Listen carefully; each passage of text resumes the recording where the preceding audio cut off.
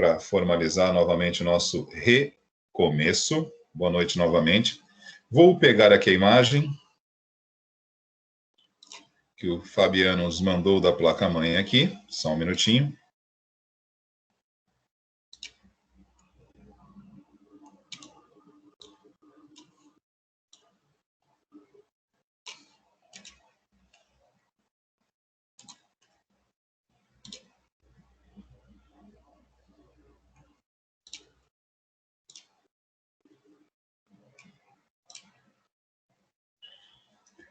Deixa eu compartilhar minha tela com vocês.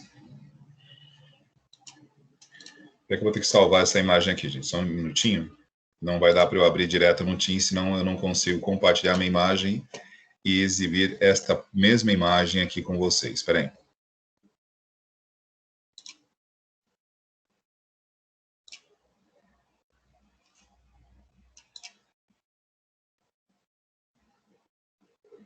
Perfeito.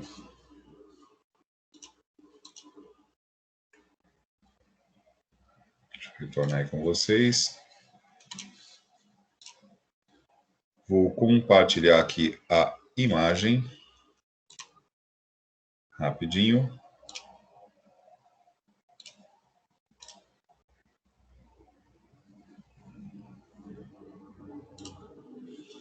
Vamos lá, pergunta. Vocês estão visualizando esta imagem aqui? Positivo. Sim, professor. Perfeito. Bom, no primeiro bloco, começamos a falar sobre placa-mãe, né? Acredito eu que tenha ficado muita coisa realmente em aberto, porque é a primeira vez que estamos abordando o assunto. Então, é natural, nesse primeiro contato, nessas primeiras informações, que talvez algumas colocações aqui fiquem distantes, fiquem um pouco longe de vocês, né? Mas, à medida que formos comentando mais, exemplificando mais, é natural, acredito eu, que a coisa tenda a se normalizar, né? Então, aqui eu tenho uma outra placa-mãe, tá? Exemplo que o colega de vocês, o Fabiano, me passou aqui pelo chat, e ela está bem ilustrada, né? Então, eu tenho aqui, ó, todos os componentes com uma legenda explicando aqui a funcionalidade dela. Bom, no exemplo anterior, eu fui comentando com vocês a placa-mãe, dando ênfase a dois componentes que praticamente determinam aí o modelo da placa, que é o soquete. Soquete é a conexão aonde nós instalamos o processador, que ele tem uma numeração ou uma identificação que garante a sua compatibilidade. Por exemplo, aqui nós temos um soquete AM2, que já é utilizado por processadores da AMD. Não vou falar aqui qual ou quais processadores são compatíveis com esse soquete. Então, assim, eu tenho uma outra placa-mãe que já traz um soquete para um outro tipo de fabricante, no caso a AMD, com uma identificação AM2. Aqui, alguns modelos da AMD, que é um fabricante de processadores, basicamente o nosso mercado de fabricantes de processadores tem mais do que Intel e AMD, mais significativos no mercado são eles que praticamente dividem a soberania do mercado aqui. E sendo bem franco com vocês, né? A Intel merece, né, uma menção realmente honrosa. Para quem se recorda do filme Piratas do Vale do Silício, a Intel já era gigante lá atrás. Então, temos que respeitar a sua história, né? E a Intel teve um papel importante ali, porque também acreditou no potencial daqueles jovens, que ninguém a princípio daria nada por eles. Eles foram lá naquela garagem e deram um incentivo. Então, a Intel teve uma grande participação, um grande incentivo na história da Apple, se vocês se recordarem do filme. Então, estou aqui só fazendo um link com a história da Intel, para relembrar que quando as pessoas falam que a Intel é líder de segmento, a gente tem que respeitar. Porém, a AMD se faz presente também de forma muito incisiva hoje, né? Posso dizer que, neste momento em particular, a AMD equilibra o mercado através de muita tecnologia e de muita inteligência. O poder de investimento da Intel tem que ser respeitado, a sua tradição, a qualidade dos seus equipamentos, mas a AMD, nesse momento, ela, posso dizer que, usando uma terminação bem simples, ela joga de igual para igual com a Intel, assim, tranquilamente, em várias linhas de segmento aí, né? Então, não vou falar qual ou quais processadores vão aqui, porque vocês é que vão verificar isso, tá? Só para fazer aqui a mesma análise que fizemos na outra, né? Porque aqui tem até uma ilustração interessante que tem a divisão aqui, ó, do painel traseiro, que eu não mencionei isso naquele desenho que eu mostrei para vocês. Vou até aumentar o zoom para facilitar. Lembrando, ó, aqui no soquete, nós temos de novo, ó, soquete, onde vai o processador. Aqui, né, o, o conector, né, de alimentação do processador. E olha aqui, ó, a indústria de componentes eletrônicos, entre aspas, tá? Eu sempre digo isso entre aspas, são metáforas. Eu gosto de fazer esse tipo de uso de metáfora, que é para talvez só para chamar atenção, mas tecnicamente não vamos chamar isso aqui de indústria, tá? Aqui são operários, entre aspas também, que ajudam o trabalho de todo esse circuito que nós chamamos não, né? Tecnicamente é conhecido por circuito V-Core, que é o circuito que alimenta o processador. Tudo isso aqui em conjunto faz a máquina funcionar aqui, tá ok? Esse circuito em volta da memória também tem a responsabilidade de fazer o mesmo com a memória. Aqui, ó, a mesma coisa em relação aos slots de expansão. Então, todas essas ilhas, né, de componentes eletrônicos aqui servem para regulamentar eletronicamente cada componente que estiver aqui. Porque a função da eletrônica é justamente essa: organizar os componentes elétricos através da condução de elétrons de forma equilibrada e lógica aqui, tá ok? Então, aqui nós temos o soquete, um item que eu não parei para falar, e vou falar agora, mas vamos lá. Aqui, de novo, os slots de memória. Ó, no exemplo anterior, eram memória no padrão DDR3, aqui nós já temos um outro padrão de memória, DDR2. Então, já fica claro que estamos falando de uma tecnologia anterior. Tá ok? Memórias no padrão DDR2 era um padrão de memória, obviamente, que antecedeu o padrão DDR3. E isso deixa claro também que, se é uma antecessora, o seu poder de alocação, o seu poder de frequência, o potencial de desempenho era menor, tá ok? E vamos aqui falar de outras situações que eu não mencionei.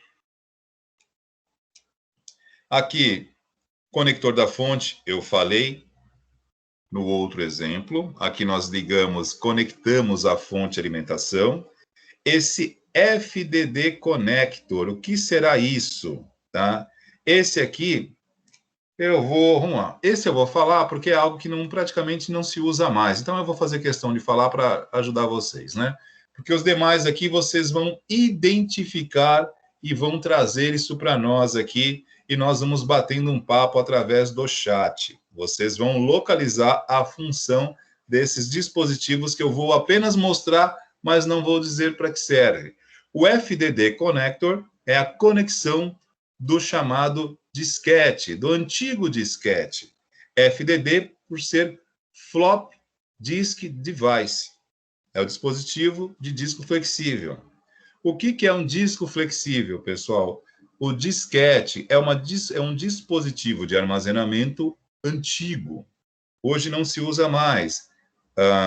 Um disquete, na minha época de faculdade, era a minha salvação. Ele andava comigo para todo lado. Era lá que eu guardava os meus dados. Detalhe, deixa eu pegar uma imagem aqui de um disquete, né? Porque agora começa a tristeza, né? Disquete de.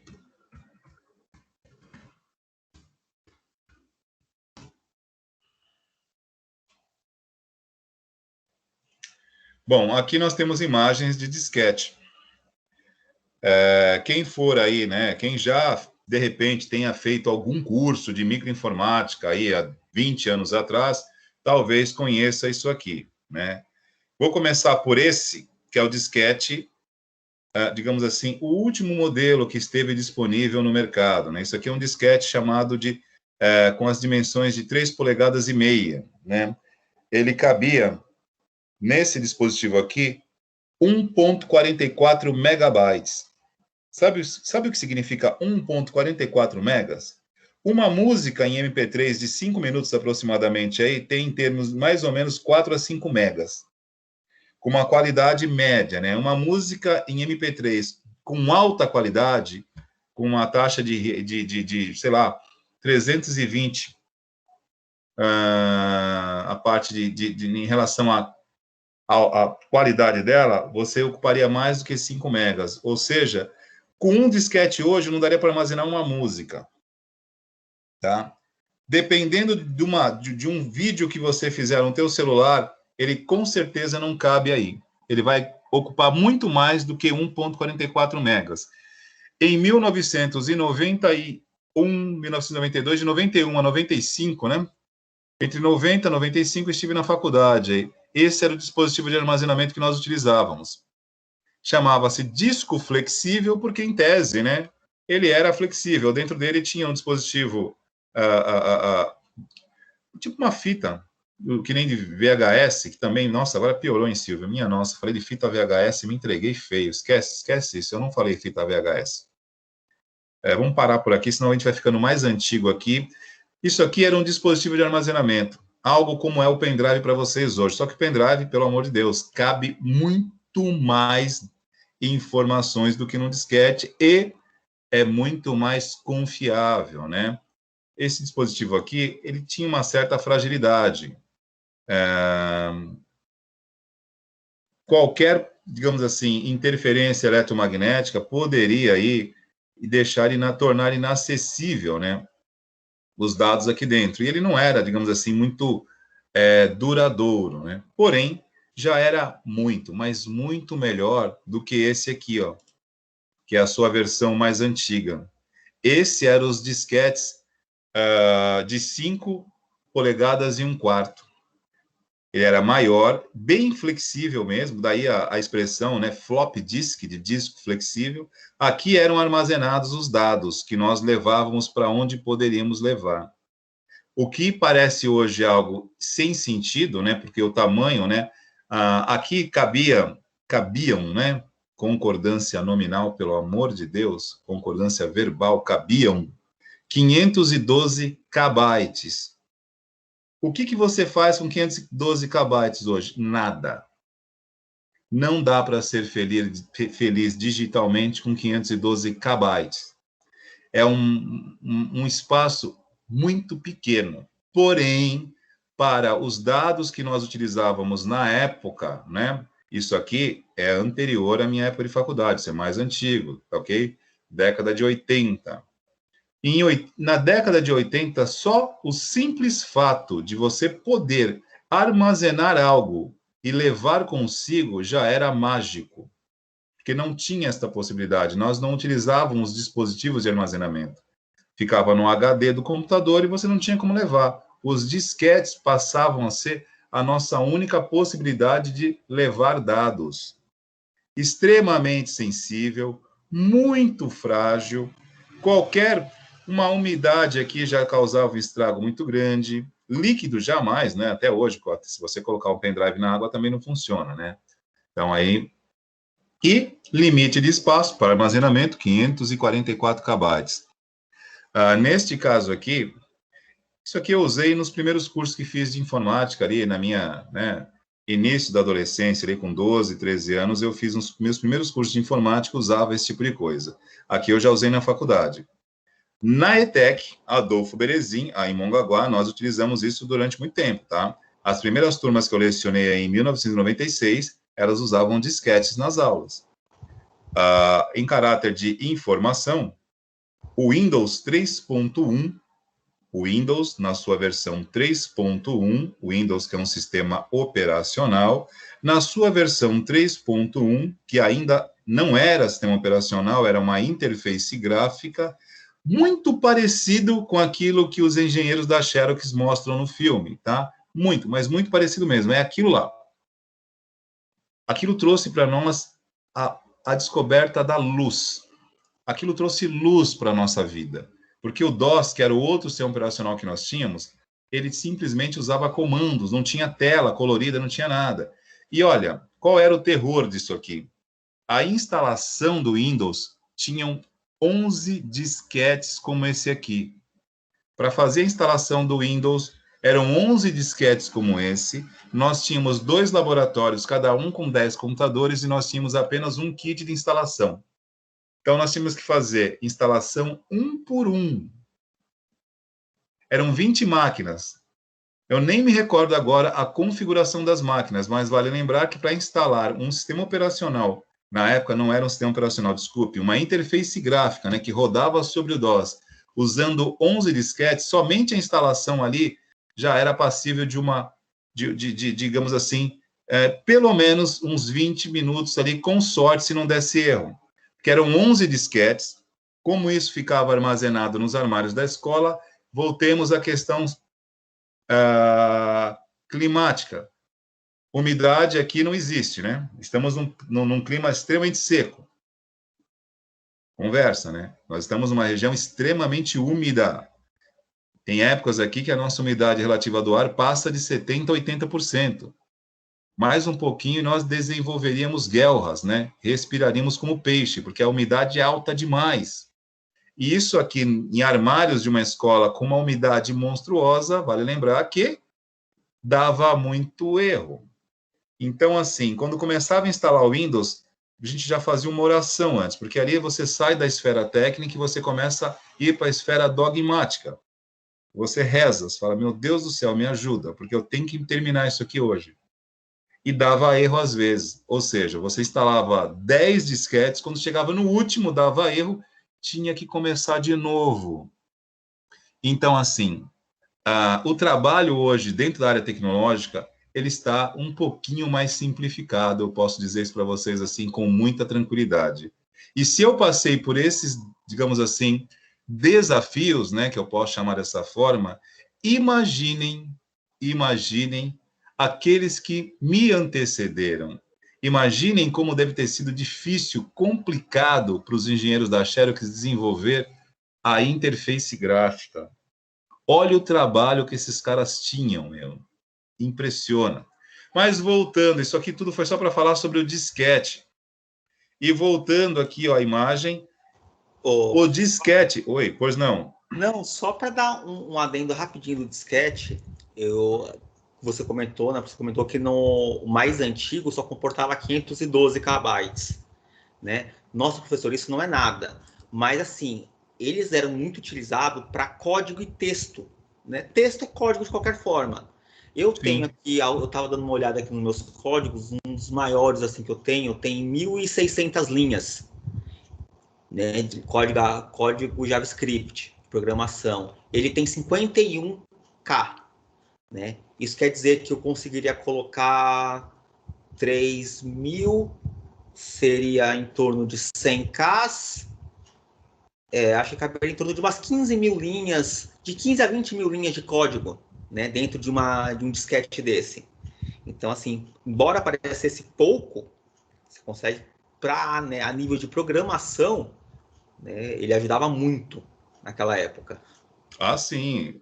Pouco para hoje, né? Para aquela época era maravilhoso, maravilhoso. Era muito, porque os arquivos de dados que nós utilizávamos naquela época não tinham, né? nem 64, nem 32 bits, né? Era tudo muito baixo, né? Sim. O WordStar da época, o WordStar era o processador de textos que nós tínhamos rodando sob o DOS, precursor ao Microsoft Word, né? O WordStar. Gerava arquivos muito pequenininhos.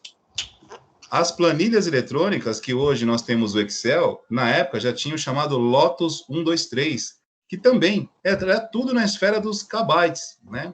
Nós evoluímos, né, em termos de uso, e os arquivos que são gerados acabam ocupando muito mais espaço hoje, mas para a época, bem lembrado pelo professor Silvio, para a época era o suficiente, né? Porque nós não gerávamos o volume de dados como geramos hoje. E até hoje, para quem é desenvolvedor e trabalha com código, o código também não gera, né, uma quantidade de espaços assim para ser armazenado, e vai bem lembrado, professor Silvio, bem observado.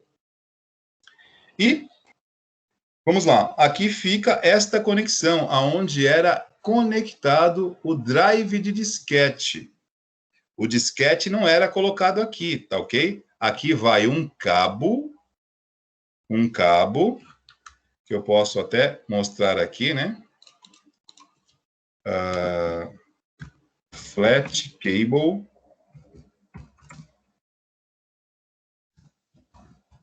Disquete, ou poderia ter colocado flop disk aí, né? Ó. Neste conector vai instalado um cabo como este aqui, ó. Este cabo chama-se cabo flat, né? Ou flat cable. Por aqui trafegam os dados. Uma extremidade vai na placa, neste conector, e a outra extremidade vai no drive de disquete. Drive de disquete, que eu vou mostrar a imagem para vocês aqui também, rapidinho. Deixa eu ver se não tem aqui. Aqui tem até uma imagem, ó, mas tá parcial. Aqui, deixa eu descer um pouquinho, talvez tenha ela inteira. Ó, isso aqui é um drive de disquete. Deixa eu colocar uma outra imagem para favorecer um pouquinho melhor a visualização. Drive de disquete. Ó, isso aqui é um drive de disquete, pessoal. Uma extremidade do cabo vai na placa, no conector, como nós mostramos, e a outra extremidade vai aqui atrás. Deixa eu ver se tem a parte traseira aqui.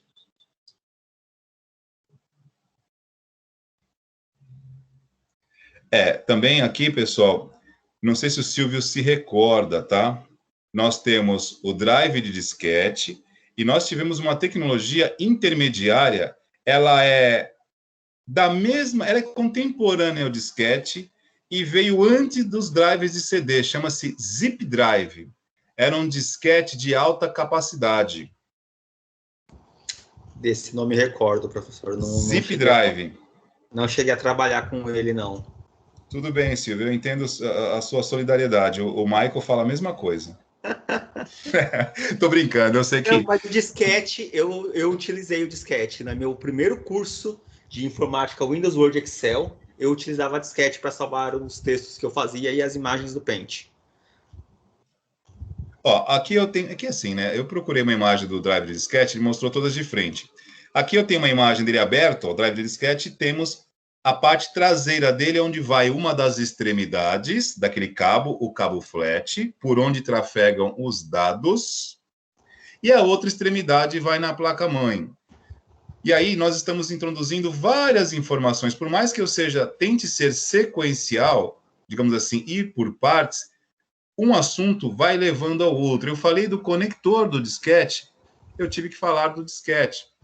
Aí falei do drive, tá ok? Embora nós vamos ter uma aula apenas para falar de dispositivos de armazenamento, aí a gente vai falar com profundidade sobre disquete, HD, pendrive, CD, leitor de DVD e assim por diante. Mas já que está aqui, o assunto já surgiu. Então, aqui nós temos o drive de disquete aberto, né? A conexão dele na parte traseira, por onde se conecta o cabo. Porém, nesse primeiro momento aqui, às vezes as pessoas confundem um pouquinho. Eu tenho a conexão de dados, por onde eu envio e recebo dados, e eu tenho a conexão de energia, para tensão, para transferir energia, que fica esse conectorzinho aqui, ó. Por onde trafega dados, não trafega eletricidade. É diferente, por exemplo, hoje, de um cabo HDMI, de um cabo USB, de uma porta USB, que eu posso trafegar dados e posso também trafegar eletricidade. Tá ok? Aqui é diferente. Aqui eu tenho um cabo somente para dados e um outro para fazer a alimentação da parte elétrica. Tudo bem? Nesse momento está valendo essa informação. A gente não precisa esmiuçar um pouco mais, não. Só para que não fique aberto o que vai conectado aqui. Então, aqui vai cabo flat, o drive do disquete, onde nós usamos um dispositivo de armazenamento. Aqui é o conector da fonte de alimentação que transfere corrente elétrica para a placa-mãe. E qualquer dispositivo, todo e qualquer dispositivo conectado à placa-mãe estará sendo energizado. Aqui vão as memórias, o processador.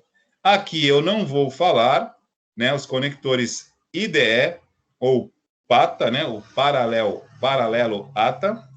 Os conectores SATA, nesse momento também não vou falar, vou deixar para vocês procurarem um pouquinho. O que eu quero comentar aqui são os conectores do painel traseiro. Os conectores do painel traseiro são aqueles vários orifícios, aquelas portas de conexão que ficam na parte de trás do computador. Daí o nome Rear I/O Panel. Seria os painel de entrada e saída traseiro. Por aqui eu tenho, vamos lá, conector multimídia, onde eu posso colocar um fone de ouvido, pode colocar um microfone na parte traseira. Eu tenho portas USB, eu tenho aqui, ó, uma porta que não se usa mais, é a porta antigamente se usava isso para impressoras, a porta LPT1, que hoje em dia nós usamos tudo por USB. Nas configurações atuais, dificilmente você vê isso, tá?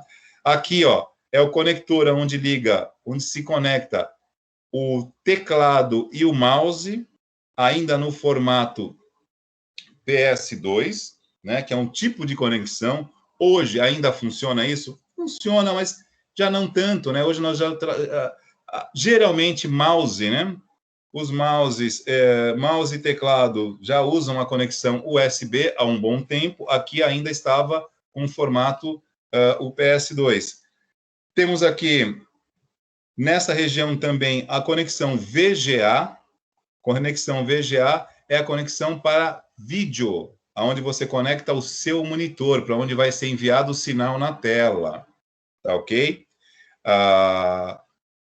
Esses dispositivos aqui, ó, nós temos alguns chips soldados na placa que eu queria falar sobre eles. Não os componentes eletrônicos, os capacitores e nem os MOSFETs, os reguladores de tensão. Temos alguns chips. Deixa eu só ver se eu consigo aumentar um pouquinho aqui. Professor, esse só esqueci de comentar a conexão de rede também, né, aqui atrás, na porta traseira. Obrigado, Silvio, bem lembrado. Aqui na porta traseira nós temos a conexão de rede. Bom, pelo formato aqui, eu vou arriscar, hein? Ou é esse aqui... Modem? Oi? Será que tinha um fax modem aí? Olha, Silvio, pode até ser que sim, viu? Por conta pelo formato dessa conexão LPT1, que era bem antiga, fax modem, pessoal, bem lembrado pelo Silvio, era uma forma de... a placa de fax modem era uma plaquinha, um chipzinho que permitia com que você pudesse fazer a conexão de internet via telefone comum. Para a geração de vocês devem falar, nossa, mas o que tem a ver um telefone com internet? Pois é, gente. Lá no passado, inclusive, eu usei isso muito tempo, tá? Os primórdios da internet no Brasil, entre 1995 e 96, quando começou a se popularizar, o acesso à internet se dava por linha telefônica comum. Quando você acessava a internet na tua casa, o telefone ficava ocupado, você não conseguia nem fazer ligações e nem receber. Era a chamada internet discada. E aí, semestre passado, eu usei esse termo no horário da manhã, no ensino médio, e até vou passar para vocês aí, porque isso merece uma observação com mais cautela. Ô, professor, eu estou usando rede de escada, o provedor IG. Olha, tá aí, Fabiano, agora você me surpreendeu. Agora você me surpreendeu. Eu juro que pensei que não se utilizasse mais isso. Mas não, vamos lá. Eu vou até escrever aqui, ó, acesso discado, tá? Desta forma, gente, ó, discado. Coloquei no chat aqui, ó. Para vocês observarem a maneira como está sendo escrito aqui, eu coloquei no chat, ó, discado. Porque quando eu usei essa expressão semestre passado no curso da manhã, que é o ensino médio, a faixa etária ali, 13, 14, 15 anos, uma parte da turma entendeu que eu estava dizendo que era acesso à internet de escada. Entendeu aí, Silvio? Acesso à internet de escada, porque ninguém, assim, eu entendia a confusão, a pronúncia, né? O que é acesso discado? Ninguém usa telefone discado hoje. O telefone discado era isso aqui, ó. Telefone.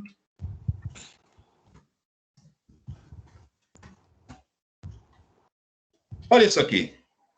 Misericórdia. Isso aqui era um telefone. Não é no século passado. Eu já tive isso em casa, gente, por favor, tá? Nessa época, o que era discagem? É isso aqui, ó. Você enfiava o dedinho aqui, ó, e você ia não é digitando, né? Porque você digita no telefone digital que usa tons de discagem. Aqui a gente ainda usa pulso. Você colocava o dedo nesses buraquinhos aqui e ia girando em cima do número para poder discar o número. Era uma discagem. A internet discada, através da linha telefônica, você tinha que discar para um número, o seu telefone ficava ocupado, e ali você usava a internet, mas numa taxa de transferência que agora eu nem me recordo qual era a taxa de transferência. Cara, quando ia muito bem, era 56 kbps.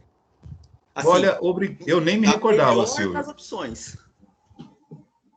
56 kbps é realmente um volume hoje de tráfego. Por exemplo, pelo tipo de dado que está trafegando agora aqui no Teams, que eu estou falando com vocês, enviando áudio, e estou compartilhando minha tela muitas vezes e enviando uma imagem, seria inviável fazer esse tipo de conexão por conta do tamanho dos pacotes que estão sendo enviados, ou seja, é um tráfego um pouco mais pesado. A necessidade de uso nossa é um pouco diferente de 20, 30 anos atrás.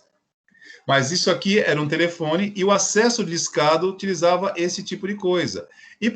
Esse tipo de tecnologia. E para quem não imagina, tá? Os primeiros provedores de internet aqui no Brasil utilizavam linhas telefônicas desse tipo. Aqui em Praia Grande, nós temos um provedor que começou, foi um dos primeiros do litoral, a Praia Grande Net, é a PGNet, ela continua até hoje.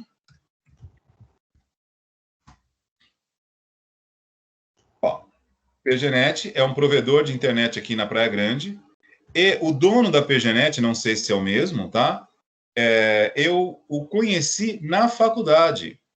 Eu estava no último ano da faculdade, eu fiz Unisantos, Ciência da Computação, e eu conheci o Cláudio, ele estava no primeiro ano. Quando ele estava saindo da faculdade, ele estava começando.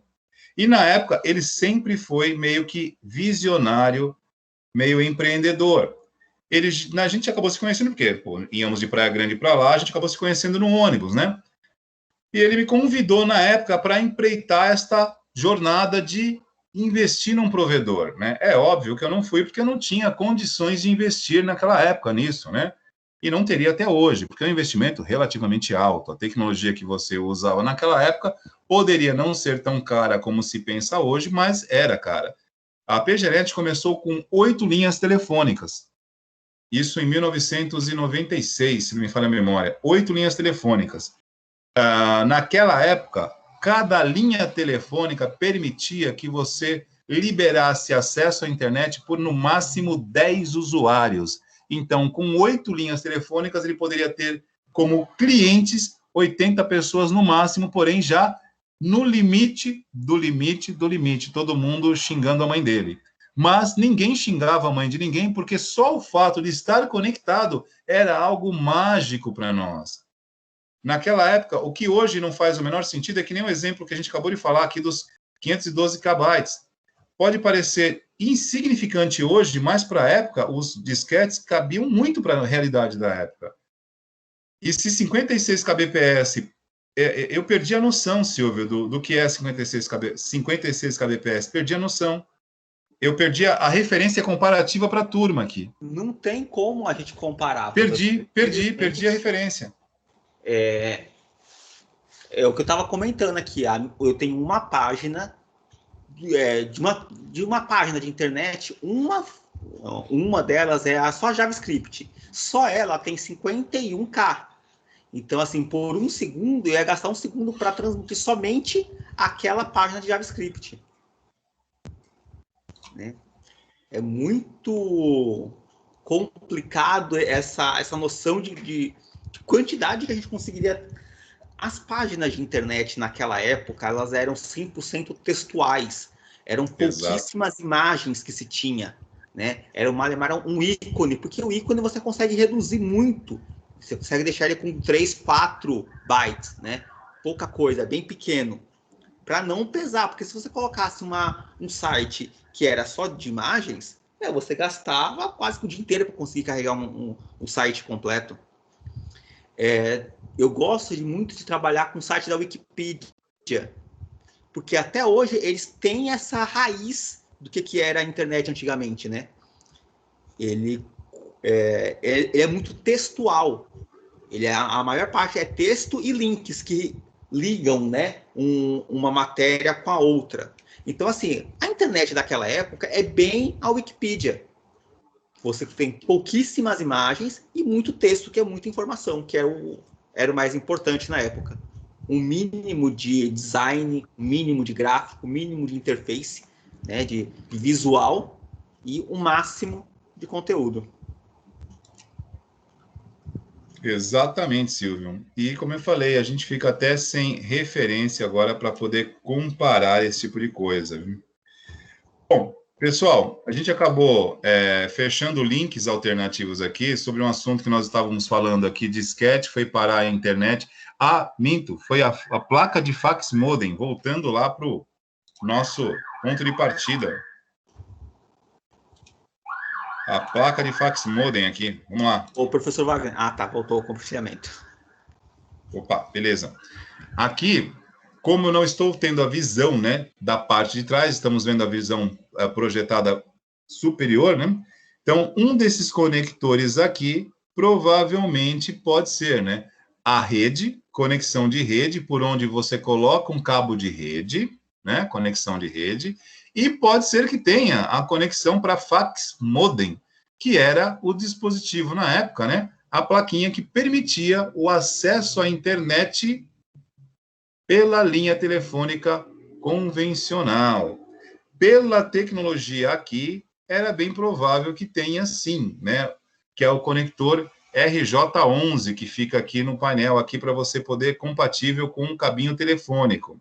E, como eu estava aumentando aqui naquele momento, o painel com as conexões, aqui nós temos soldado na placa as conexões, tá? Por exemplo, eu tenho aqui a conexão da porta que na época ligava para impressora, né? Aqui eu tenho portas USB, tenho microfone, a parte de rede, fax modem, mas aqui são as conexões. O controle, o gerenciamento disso é feito por chips que estão soldados aqui na placa. Óbvio, para ter certeza quais são, só pegando o manual da placa, onde você vai ter a descrição do componente e a função que ele faz. Então, muitas vezes, vamos supor, o vídeo para de funcionar, ou a rede para de funcionar, e as pessoas, às vezes, acham que o problema está aqui na conexão. Não é a conexão, é o que controla, né? É o adaptador, ou o chip que faz o controle aqui. E, muitas vezes, né, nós temos chips que fazem a gestão de mais de um componente. Tá? E aqui há um conjunto de chips soldados na placa que vão gerenciar a funcionalidade das portas USB, de tudo que está aqui. Bem que porta USB, quem controla são os chipsets, tá? Aqui é a parte de vídeo, rede, fax modem se tiver, conexão da impressora, mouse, teclado, e estão todos esses chipzinhos que estão aqui. Muitas vezes, quando, né, da mesma maneira que um profissional com experiência e interesse de fazer isso, substitui um componente, um MOSFET, um transistor aqui para voltar a funcionar a alimentação correta do processador, a mesma coisa pode acontecer com a questão dos chips.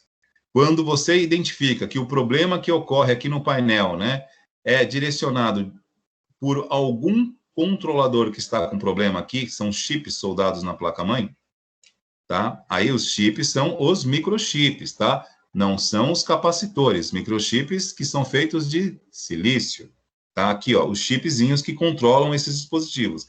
Identificou que está com problema, você pode, se tiver um idêntico, substituir por outro. Porém, o processo é o mesmo que nós estávamos comentando aqui.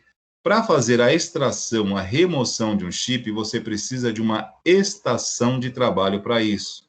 Para remover a solda, refazer, simplesmente usar um ferro de solda e um aquecedor, é um trabalho muito complicado de fazer, porque você não consegue isolar a região que você pretende remover a solda. Você pode simplesmente torrar outros componentes que não estavam, que você não precisa, digamos assim, mexer. Por isso que uma estação de trabalho você isola o componente corretamente. E já vi em vídeos, porém, não é um procedimento que a gente possa garantir como seguro, não entra na esfera técnica, são improvisos, forrar a placa-mãe com papel alumínio, recortando o espaço somente do local aonde você pretende direcionar o ar quente. Não podemos colocar isso numa aula como um procedimento técnico dentro das normas digamos assim, aconselháveis, tá? Então, é apenas um comentário. Então, só para citar, o painel, onde nós conectamos vários dispositivos na parte traseira. Aqui na lateral temos os slots PCI, que hoje, né, nós temos uma evolução dos slots PCI, que são os slots PCI Express. Ó, uma coisa que vocês vão precisar aqui para concluir, né? Isso aqui, ó, é o modelo desta placa. Não dá para ler aqui se tem algum fabricante em específico, mas nós temos aqui o modelo M2NPV-VM. Isso aqui é o modelo desta placa-mãe. Então, por esse modelo de placa, pelo modelo aqui, você consegue facilmente saber o fabricante e conseguir o manual dela. E pelo manual dela, você consegue todas as informações que estão precisando aqui. O que conecta, o que vai, tá ok? Aqui nós temos de novo a bateria. Olha o jumperzinho que faz o reset aqui do setup da BIOS, né? Aqui nós temos outros conectores que podem ter outras, digamos assim, outras finalidades. E eu vou deixar isso aqui em aberto para esses minutos finais da aula aqui, vocês localizarem essas informações aqui, ó. Tá ok? Estou dando esta deixa. A princípio, isso aqui é prematuro, tá? A gente conversou primeira aula, primeiro bloco, estamos conversando um pouco mais do segundo, e estou aqui, ó. Qual é a missão de vocês nesse primeiro momento aqui? Primeiramente, que processador é compatível com o soquete AM2, para saber qual é o processador que vai aqui? Mandem ver aí. AMD.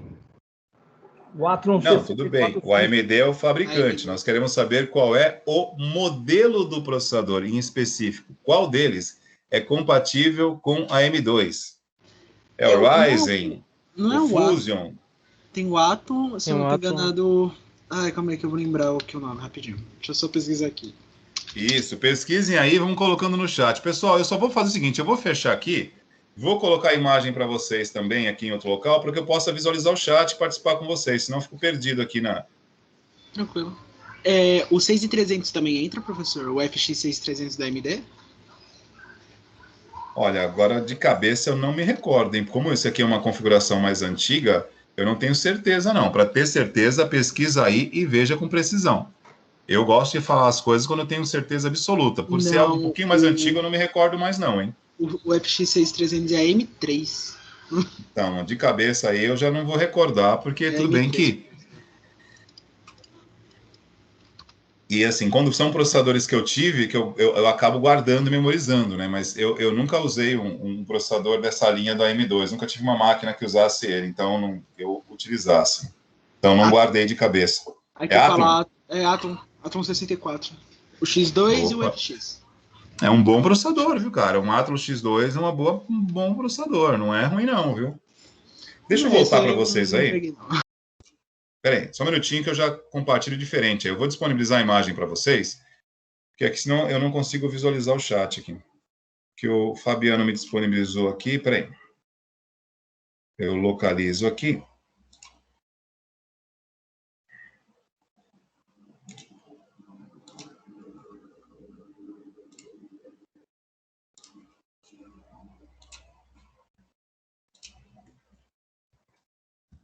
Ó, aqui também no chat aqui, citando novamente a fonte, essa imagem me foi passada aqui pelo chat pelo colega nosso aqui, o Fabiano. Fabiano agradecendo aqui pela colaboração.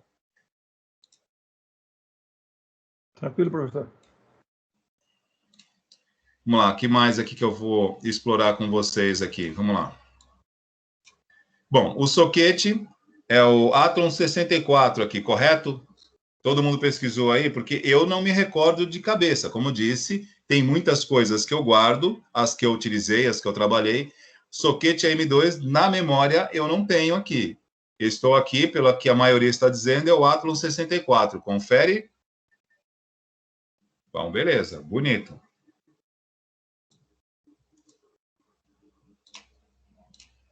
Fechou. Bom,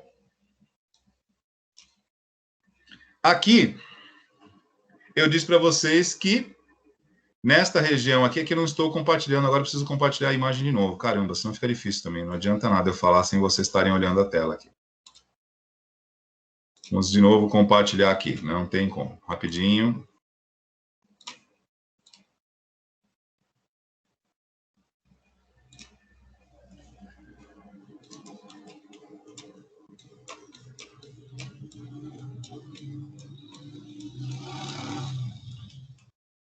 Eu mostrei para vocês, né, o que se conecta neste conector chamado FDD.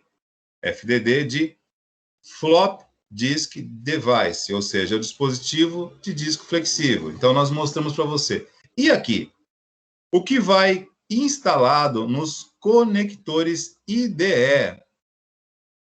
O que vai instalado aqui, gente?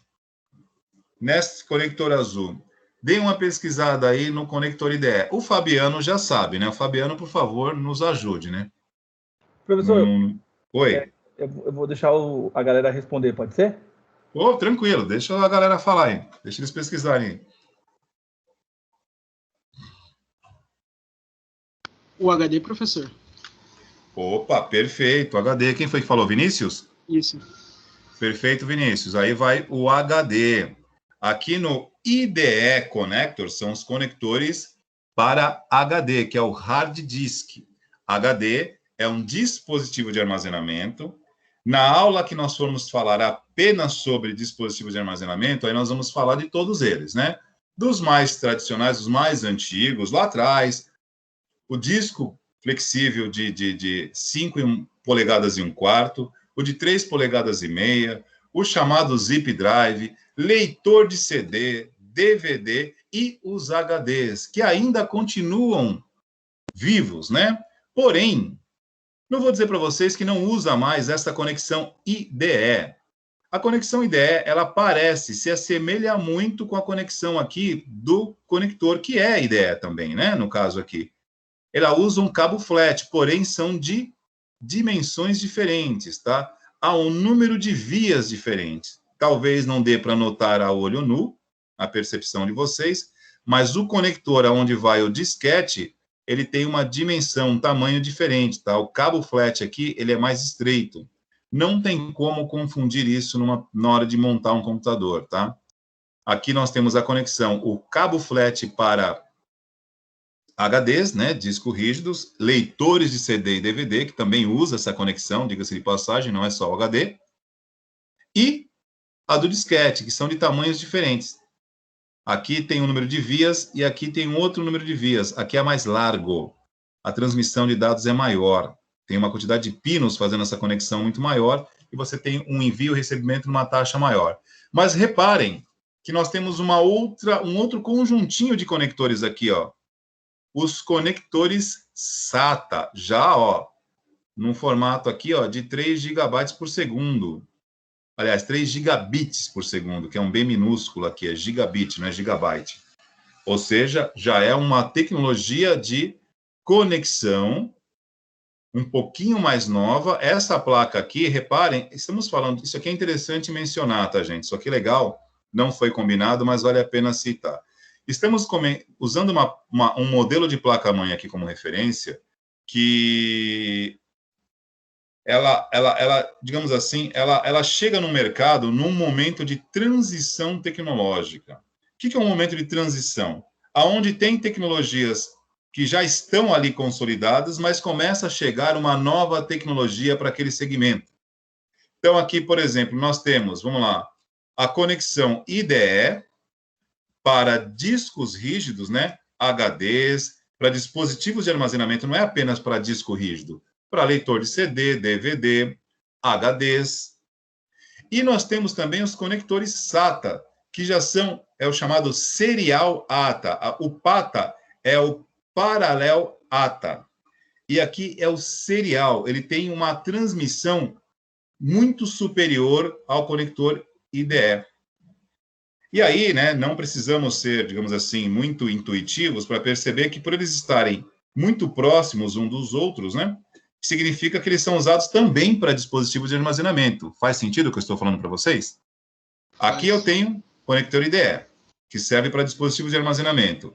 Os conectores SATAs também servem para dispositivos de armazenamento, porém eles usam um padrão de conexão superior, uma tecnologia mais nova, o que usa uma taxa de transferência de dados muito superior, é mais rápido. E aqui eu já tenho um outro padrão de conexão. Alguns dispositivos de armazenamento são compatíveis com as duas, né? Tanto IDE quanto SATA. E aí eles possuem as duas conexões no mesmo dispositivo. Isso quando são fabricados durante esse momento, que nós chamamos de transição tecnológica. Ainda uma tecnologia que já está no mercado, mas chega uma nova que a médio e longo prazo vai tornar extinta essa tecnologia mais antiga. Mas olha, que fique claro, tá? Nos nossos laboratórios aí na escola, quando nós estamos, né, no formato que no mundo normal, que talvez nunca mais volte a ser totalmente normal, nós temos muitos computadores que ainda usam o padrão de comunicação de transferência, na verdade, né? IDE. Tá? Disquete, nós temos ainda pouquíssimas máquinas, tá, pessoal? Nós temos algumas no laboratório de manutenção para vocês montarem e desmontarem. Algumas funcionam.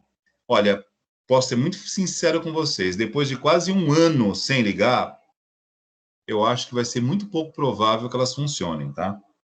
Algumas, uma ou outra, vai funcionar sim. Equipamentos antigos, eles precisam ser usados com uma certa frequência.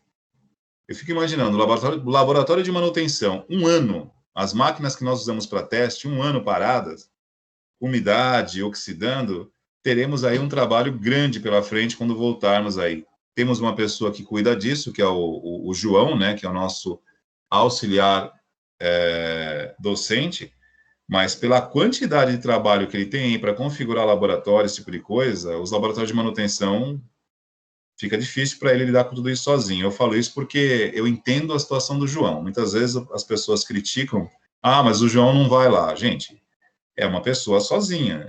Não dá para ele cuidar de todos os computadores da escola, laboratórios, departamento de secretaria, e ainda ir lá nos laboratórios de manutenção, porque, assim, equipamentos antigos que a gente usa para teste, é como se fosse um jardim, cara. Você tem que ir lá todo dia e regar. tem que ligar, testar, mantê-los em constante funcionamento. Imagina, você deixar um ano parado, equipamentos que são realmente bem antigos, olha, se a gente conseguir fazer funcionar 2, 3, será milagre. Mas é o que temos para hoje. Bom, aqui então, deu para entender, aqui são os conectores SATA, que também servem para esse tipo de conexão, tá, gente? Para dispositivos de armazenamento. Só para mostrar aqui, vamos lá. Dispositivos de armazenamento SATA e IDE. Vou ver se pega os dois aqui.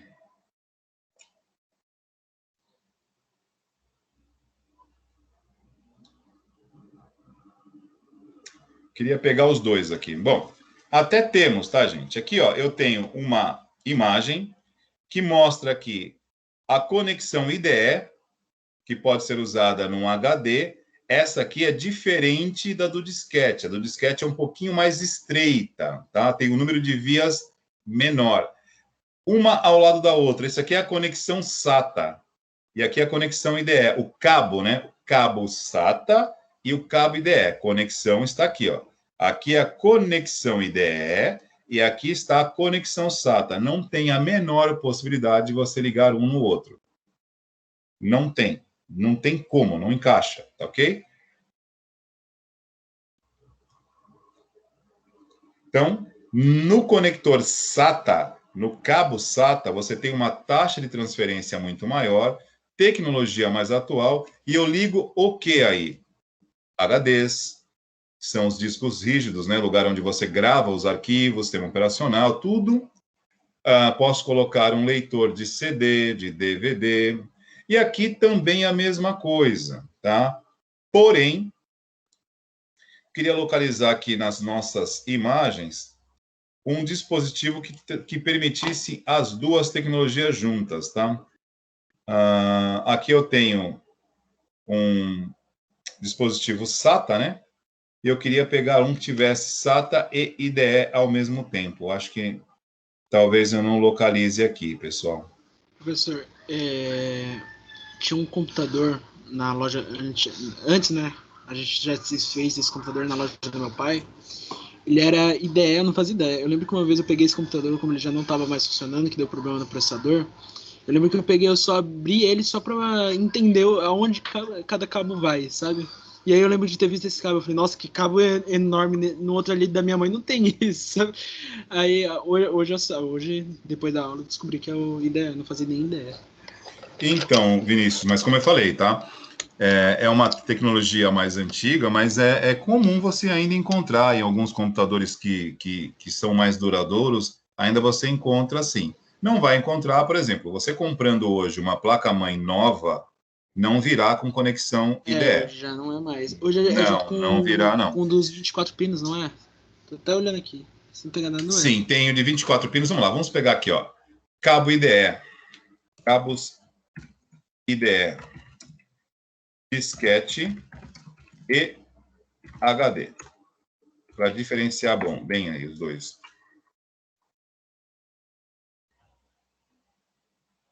Pô, ainda tem. Na Americanas ainda vende isso. Jesus.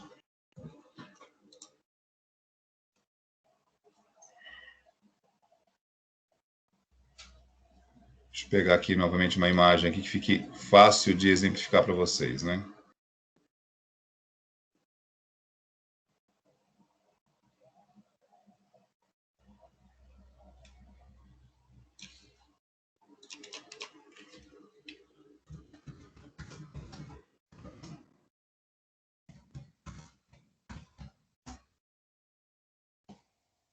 Aqui, ó.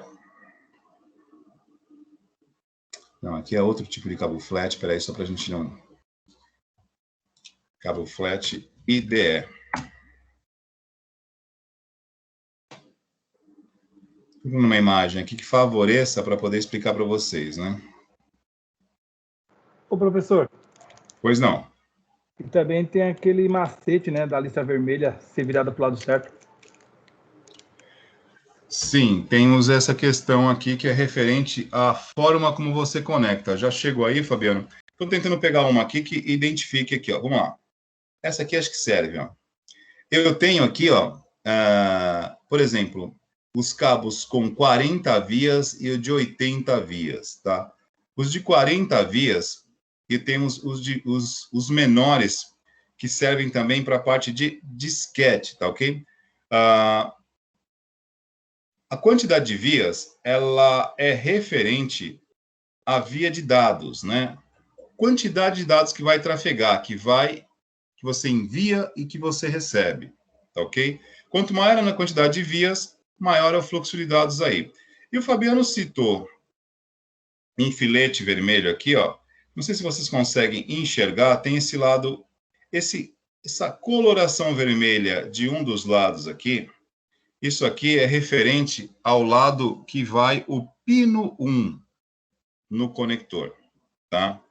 O pino 1, ele é referente aqui ao lado positivo, lado negativo, e assim, se você quiser se orientar por esta indicação aqui, você tem que procurar na placa-mãe a indicação do lado 1, que nem sempre, se você não estiver com uma vista tão boa, com uma visão tão boa, você vai enxergar.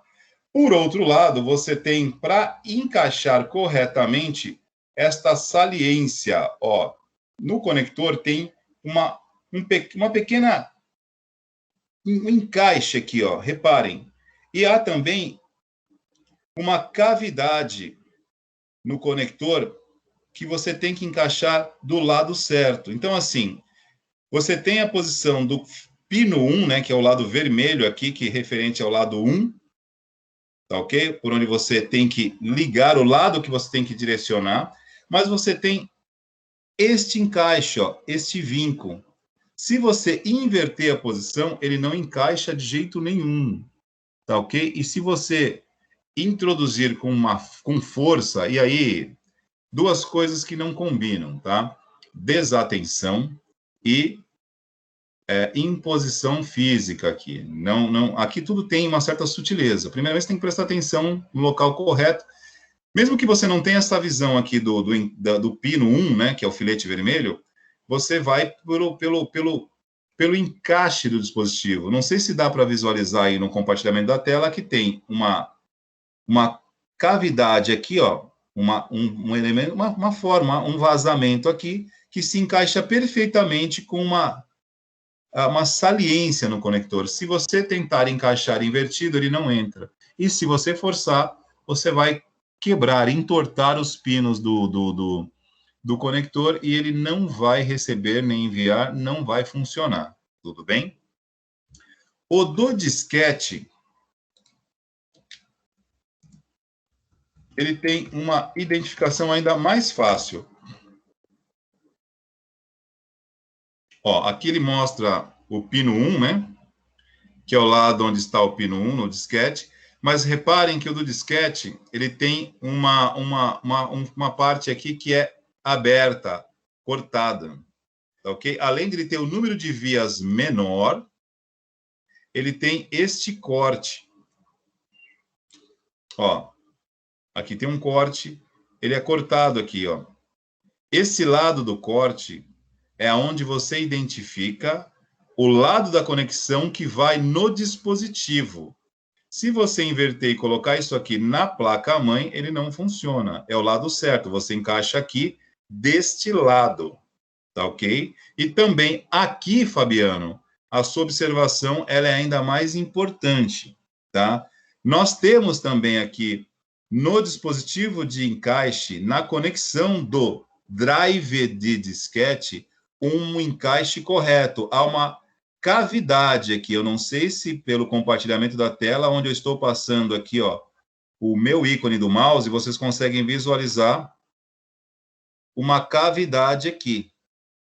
Esta cavidade, ela se encaixa também com um vinco na mesma posição do conector, do cabo. Se você não prestar atenção nem na posição do pino 1, que aqui tem uma indicação, tem também o encaixe correto com este elemento, ou seja, este vinco. Se não encaixar, não adianta forçar, porque está errado, vira. Se forçar, quebra. Tudo bem? Então, além do encaixe correto pelo vinco, temos a posição do pino 1. Tá? Se você inverter, ele não encaixa. Se você forçar, vai entortar os pinos e ele não funciona. Tudo bem? Quando for elemento cabo para transferência de dados e você inverte, não há problema para o funcionamento eletrônico, ele não queima. Porém, você fechou, ligou errado aqui, ele não pode ser que não ligue a máquina, tá ok? Inverteu a posição do cabo, ele já vai fazer não funcionar a máquina, não liga. Não funcionar não significa que ela tenha causado avaria, significa que esteja ligado errado. Lembrando que cabo de dados não trafega eletricidade. O mesmo eu não posso dizer em relação a cabo USB. Cabos USB, a conversa muda de figura. Tá? Quando a gente pega aqui, vamos lá, é que eu acho que no exemplo aqui, não temos aqui, vamos lá.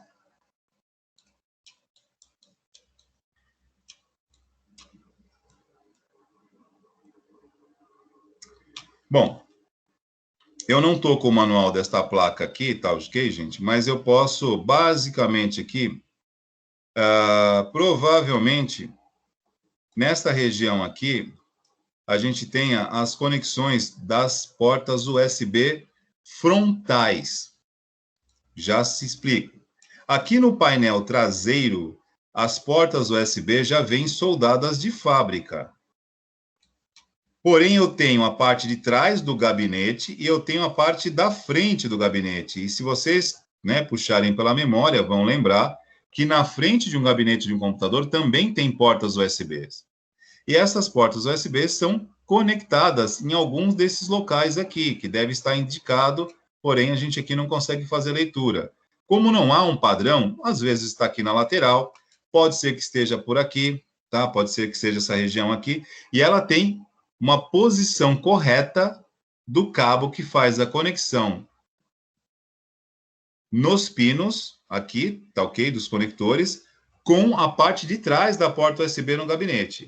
Se inverter esta ligação, este é o grande problema da conexão do USB. Se você liga invertido, lembre-se, num cabo USB trafega dados e eletricidade. Se você inverte, naquele momento ali, você está fechando um curto, mas você vai ligar o computador e vai funcionar perfeitamente, porque embora você esteja de posição de curto, só vai realmente fechar o curto quando você usar a porta USB. Enquanto ela não for utilizada, nada vai acontecer e você vai usar o computador todo lindo, contente e sorridente. Vai sair alegre e saltitante. Conectou alguma coisa nesta porta USB que está invertida, você fecha um curto na hora. Você pode danificar a placa-mãe. A porta USB, com certeza, você danifica, porque fechou o curto. Você pode, dependendo da dimensão aí, você pode danificar a placa-mãe e o que é pior, né? Você vai danificar, provavelmente, o dispositivo que você conectou na placa, na porta USB. E aí, vale lembrar que hoje em dia, nós conectamos tudo na porta USB. Pode ser um simples pendrive que você comprou numa loja de artigos importados e pagou 20, 30 reais. Prejuízo é menor, né? Você pode ter perdido sua placa-mãe também, porque pode ter torrado a conexão aqui na placa-mãe. Agora, o problema é se você colocou para recarregar o seu celular aí novo, né? Acabou de pagar R$2.000 o celular, torrou. Ou você está conectando uma câmera também de precisão aí para transferir dados para o seu computador.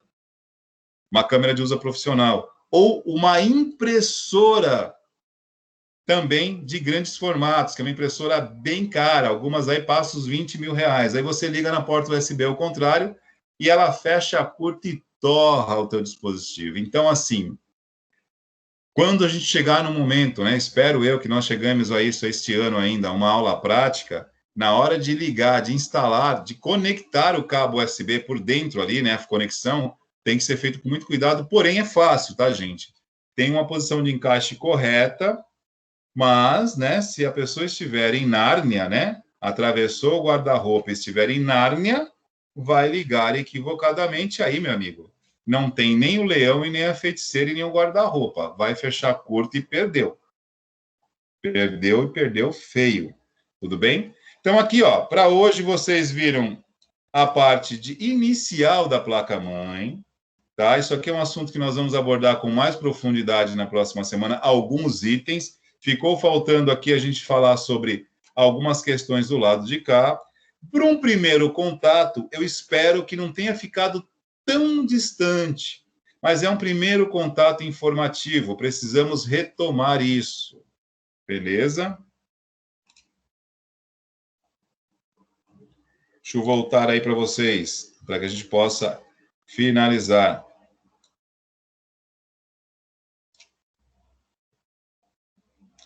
Rodrigo, não é inverter a USB. Como eu disse, vamos lá, vamos aos detalhes, né? Nós temos, novamente aqui, antes de finalizar a aula, compartilhando de novo aqui, Rodrigo. Estou vendo a sua pergunta aqui, para eu conseguir dar sentido ao que nós estamos falando. Compartilhei aqui, vocês estão me vendo aqui a tela? A porta USB... Oh, meu Deus.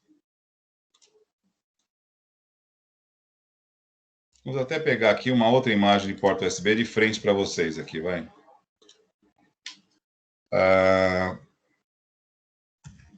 Portas USB frontais do gabinete.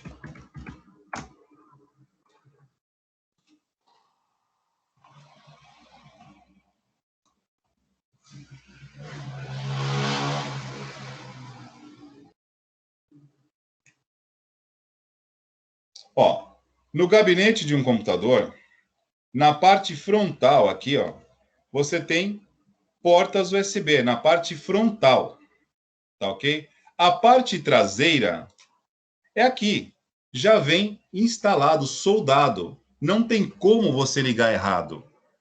E eu não estou falando, presta atenção, não é você inverter a ligação do dispositivo USB, não é você pegar o pendrive e ligar ao contrário, ele não entra. Não é isso que eu estou me referindo. Nós estamos falando da parte interna do computador aqui. Aqui no painel traseiro, esta porta USB já foi soldada, não muda. E se você ligar alguma coisa ao contrário, não entra. A porta USB, as portas novas USB, as chamadas 3.0, elas não têm formato de ligar. Você pode encaixar de qualquer maneira que elas encaixam. Não tem lado certo e lado errado. Não é isso que eu estou me referindo. Eu estou me referindo a esta questão aqui, ó. Quando você resolve instalar as portas USB do painel frontal do gabinete, que aqui ela não é soldada, é um cabo que você conecta na placa-mãe.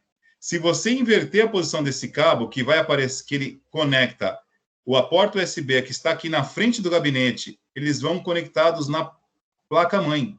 E tem uma sequência de cabos aqui, uma posição que você liga, tá? Aqui, esse aqui são os mais antigos, tá? Nem é assim. Hoje em dia é até mais fácil que isso. Deixa eu pegar uma imagem melhor para facilitar a vida de vocês. A única coisa que eu estou dizendo é que se você inverter a posição deste cabo aqui dentro, a porta USB está aqui, ó. Agora, a ligação interna dela foi invertida, você inverteu a ligação aqui, você fecha um curto. A hora que você espetar qualquer coisa aqui, que você vai ligar errado, não vai acontecer nada, porque nesse momento ela não está sendo usada. Você vai ligar o computador, ele vai funcionar normalmente. Quando você vir aqui e conectar alguma coisa na porta USB, aí você fecha um curto, porque aqui dentro ela foi ligada invertida. Aí ela fecha curto. E o que acontece? Ela queima, ela fecha um curto aqui e também aqui. O dispositivo que você ligou vai, por consequência, também ser danificado. E aí, né, você pode ligar, instalado, conectado o pendrive, que é barato, como você pode ter espetado aí, conectado um dispositivo extremamente caro, e você perde. Tudo bem? Então, assim, não é você pegar o dispositivo e ligar ao contrário, que ele não entra. Nós temos uma posição de encaixe da porta USB. É aqui internamente, é a conexão interna do cabo USB do painel frontal, porque o painel traseiro, repetindo, o painel traseiro ele é soldado na placa-mãe, não precisa de cabo. Os frontais, que provavelmente seja aqui ou aqui, ele vem um cabo aonde eu instalo da forma como está aqui, ó. Isso aqui são os cabos que fazem a ligação, ó. Ó os cabinhos aqui, ó.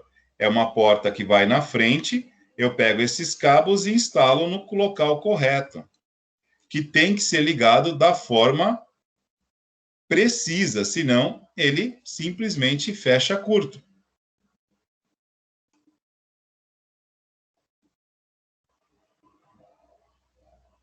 Ó, antigamente era dessa forma aqui, cara.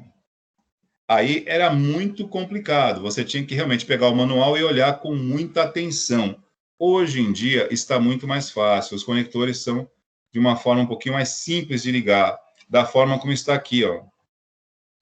Ele tem uma posição de encaixe muito simples, mas como disse, por mais simples que seja, se não estiver prestando atenção, vai fazer bobagem e depois fecha curto, tá? Hoje está muito mais tranquilo fazer essas instalações, mas vale prestar atenção para que a gente não cause um acidente. Pessoal, estamos passando aqui do horário. Tudo bem, Rodrigo? Legal? Você tinha perguntado aqui sobre inverter o USB. Não inverte, tá? É a ligação interna que você pode ligar o cabo invertido. Tudo bem, Rodrigo?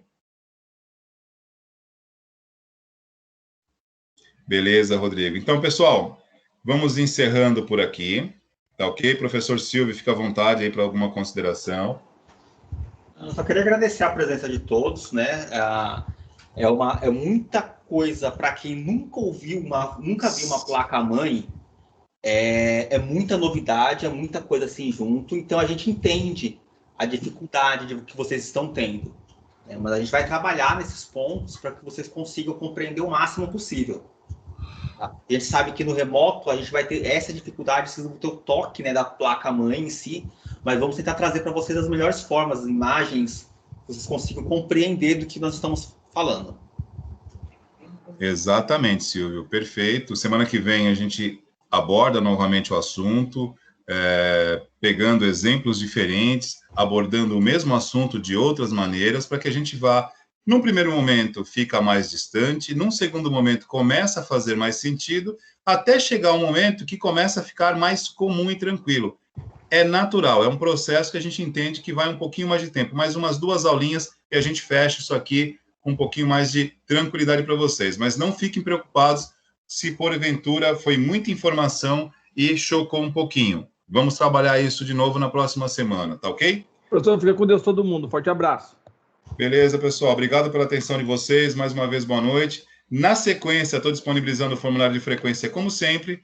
Até a próxima, pessoal. Boa noite, bom descanso. Silvio, forte abraço. Até semana que vem. Falou, professor, todos. Uma boa noite, bom descanso.